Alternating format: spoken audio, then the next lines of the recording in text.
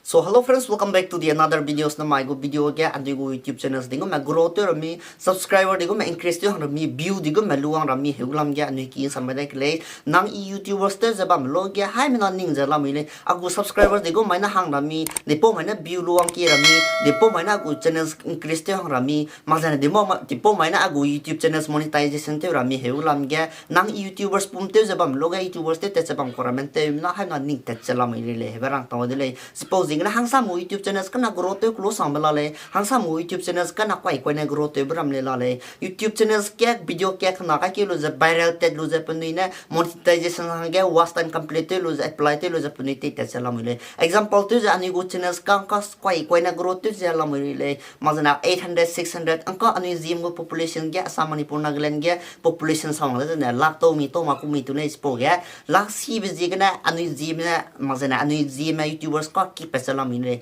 te mena te je bang kora ma 1k 2k ninge te salam ile hangsam gu ki lam nge 20k 30k ninge ki te la rile mazana anu ko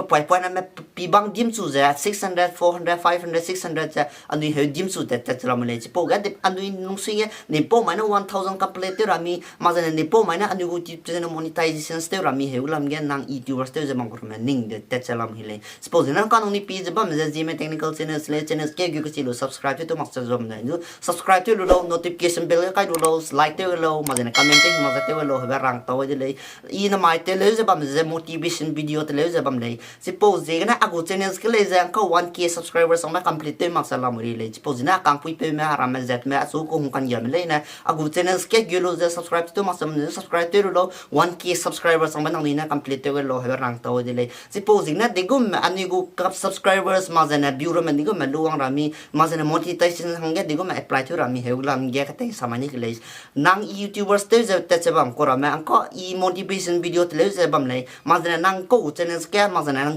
ko content ge te chebam mi heba ichi male kle stu ko viewers sam page bam za YouTubers sam na page bam lo le heba dum te le suppose gina nang content te le bam za blogging ge te chebam mi cooking channel te le te chebam mi tegu video te le te chebam mi game and sport ke te chebam mi nang video ke ka kap te chalam le sipoga nang go YouTube channel le za nang le growth ne sai suya digum na growth rami hegulam yan ni te samani le suppose gina in ko motivation video tle za bam le tle te za bam ya channels ka 1k 2k 3k complete lo le sipo le za digum ma anu in ko te mak za bam koram hanga I video tle za bam le suppose gina anu go video tle te za bam lo ge nang go content ge nang go example to channels ke 1k subscribers la le sekle was time complete mari le sekle magzana hangsam go na 1k sama complete ma magzana was time ja 200 300 ninga la re le sekle sipo loga digo ma complete ra mi be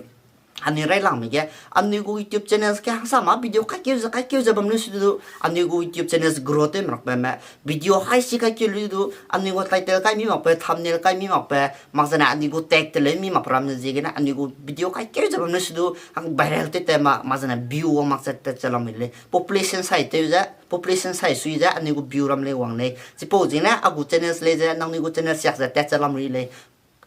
1000 subscribers 2000 subscribers हमने दो अनु इना वीडियो का के ब्लॉग के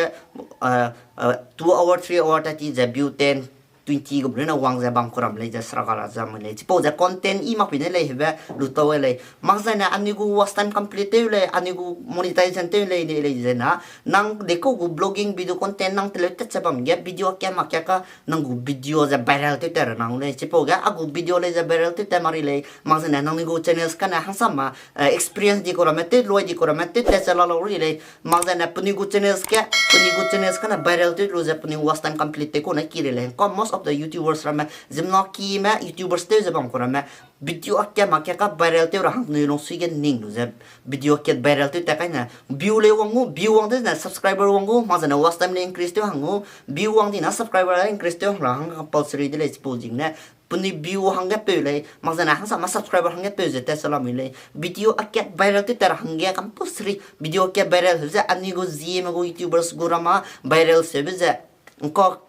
20k 30k 40k na viral de Zeme hang te za kanes tu mram me kat te le chi ma nang ni chi za la mui nang english asi la mui hindi chi za la mui se di na no mui zo I di na nang te le te cham lo ge nang video viral ter hang le ze sek lo ze hang sama idea I ko ra ma na ta ni te pe sek lo le suppose na nang youtubers te za bam lo ge nang go di go me was time complete ra mi ma subscribers di go me 1k complete ra mi design ha nangu video aket viral tu tate jena was time le complete dule subscriber le complete dule nang ne monetization nge te ne jabam lo ge te dule he barang to apo de delay nang ni youtube channel ke nang ni monetization ge ma jena subscriber hira view hira design ha nang ni go video aket content ising betle lo ja video aket viral tu tate jena nang ni go channels grow te dule he barang to de le suppose gna na mai go video apo na lo ra te place motivations video tele sai sui ja nang ni hang ge video ket te wang này business tiếng Anh lấy vào thầu lấy bia đi bà càng pi pe ramazat mà